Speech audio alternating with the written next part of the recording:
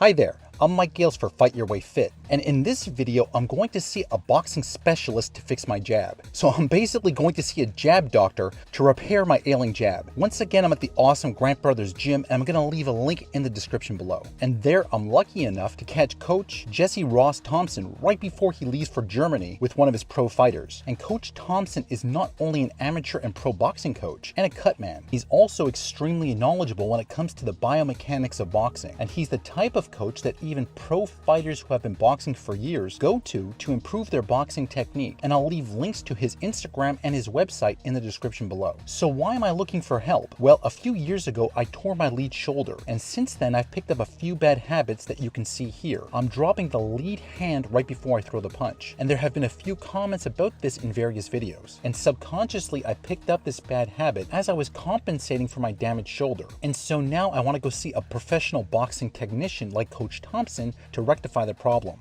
Now, contrary to what some people may think, it's not because my lead hand is lower. That's not my biggest problem. Some of the greatest boxers of all time, like Carl Froch, Calzaghe, Roy Jones, Mayweather, or even the greatest of all time, Muhammad Ali, for example, all kept their lead jab hand low. So having a low lead hand is not necessarily the biggest problem. And oh, I want to mention that with all of these great fighters, that even though their lead hand is low, their lead shoulder always comes up high to protect their chin as they throw out their jab. And that is the most important thing. And I usually do that. So the lead hand low is not my biggest problem. Yet a few of you have commented on what the big problem really is. And that problem is that I'm telegraphing the jab. My opponent picks up on a little bit of extra movement before I throw, and then they see it coming. I'm also getting a little older and I'm not the fastest. And that extra movement of lowering my hand and then jabbing is adding a split second to my jab, and that makes it easy to pick off. So that is my big issue.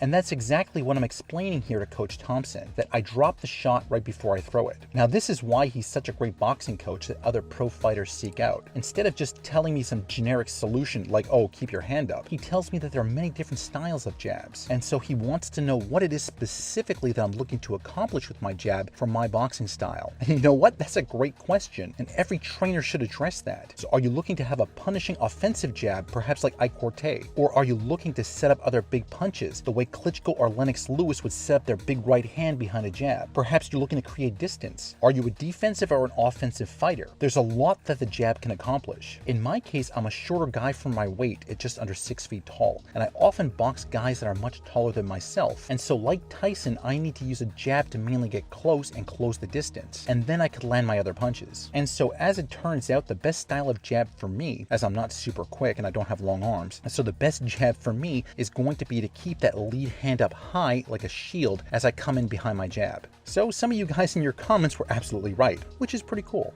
First, Coach Thompson has me throw a few jabs in place without any movement, so that way he can assess that my hand is staying up high, like it's supposed to. And I know that it should be simple, but it's a tough habit to break, and so I'm trying now to be conscious of it. Aside from having my lead hand up, he informs me that I should also angle myself even more towards my opponent, as that's going to limit my exposure to counter shots as I enter. So now I'm also making a mental note of that as well. He's a great coach, and he notices that aside from the problem I have of telegraphing my jab by first lowering my hand, he also sees that I'm telegraphing it by leaning forward slightly as I throw it. That's also going to limit my power and leave me vulnerable to counter uppercuts. So he's got a great eye.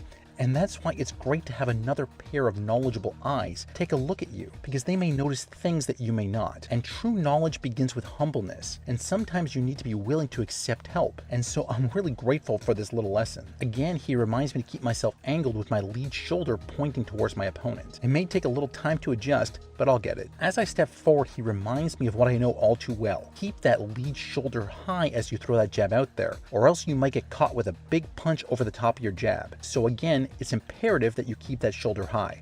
Now I'll put on my gloves and we're going to continue with the lesson, where he first steps forward towards me, so that way I don't need to think of any foot movement just for the moment. I'm just getting used to throwing the jab without dropping my hand too much. Keep in mind here that we're only working the mechanics of my jab, so in this video I'm not using any head movement or other stuff that I would normally use. Right now the entire focus is on my jab only. Because I'm a shorter guy for my weight, Coach Thompson suggests that an up jab for me may be a good option, like Mike Tyson would often do to break through an opponent's high guard. It's a slightly different movement than I'm used to, where you really need to rotate those hips, but it's definitely a good option, and so I'm going to practice it. And now we're going to add that step forward as I jab for me to close the distance. He reminds me not to hesitate, but to commit and explode when I throw, and not to telegraph it by leaning too far forward or by dropping that lead hand before I throw the shot. Next, Coach Thompson is explaining how my jab is just a little bit predictable, and that I should consider mixing up my jab by going to the body now and then to throw off my opponent. Now, it's not necessarily that a jab to the body is going to hurt my opponent, but it's a distraction that can set up other punches as I close that distance. As I try mixing it up, he notices that my rear elbow is flaring out a little bit more than it should, and so not only do I need to keep that rear hand up high, it's also a good idea to keep that rear elbow in close as well to protect my ribs. Then as I drop down, my lead knee should never pass my lead foot, or else my balance and power are really going to suffer. So it's all well and good to get close, but I need to be on balance when I get there. I'm used to going straight in there, and Coach Thompson is helping me up my jab game by helping me be a little more deceptive. A feint low and jab high. A feint high and then jab low. Is a low shot to the body going to hurt my opponent? Probably not, but it's going to get me in range for something else that might. Now that we have been addressing a few kinks that I have in my jab, we're going to get to the way that I need to throw it to be effective. So yes, I want to get close and close the distance and then throw my power shots after the jab, but I don't necessarily want to be standing right in front of a bigger man. And so as soon as I use my jab to get within range, I should switch angles off to the side where I'm no longer in the direct path of his power hand, and I myself will have a better angle there to land the shots that I want to land.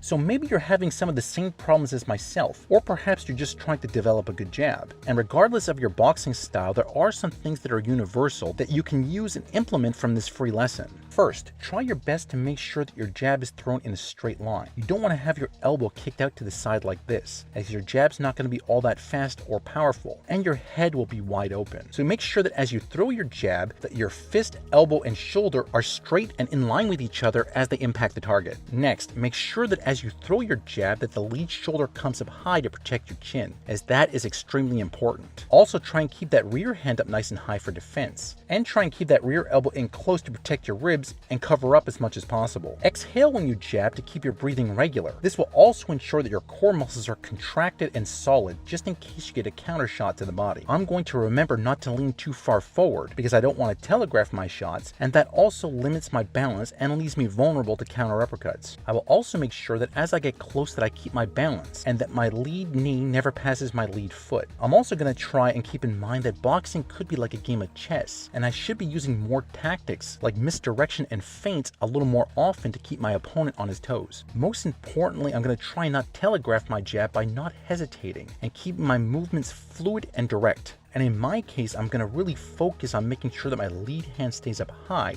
as I shoot my jab or my double jab and close the distance. I say it all the time, but boxing is the sport of repetition, and I'm going to add these tips to my training and keep practicing. Now, of course, change is not going to happen overnight, but the more I practice these things, the more they're going to become second nature to me. And after a while, my brain and my muscle memory will be so used to doing things correctly that I'm no longer going to even have to think about it. I just want to thank Coach Jesse Thompson for his time, and I also want to thank all of you guys for taking the time to watch these videos. This has been Mike Gales for Fight Your Way Fit, and if you like these videos, then please click below to like or subscribe, as we're constantly posting up great tips and new ideas, and they're all meant to get you into the absolute greatest shape possible.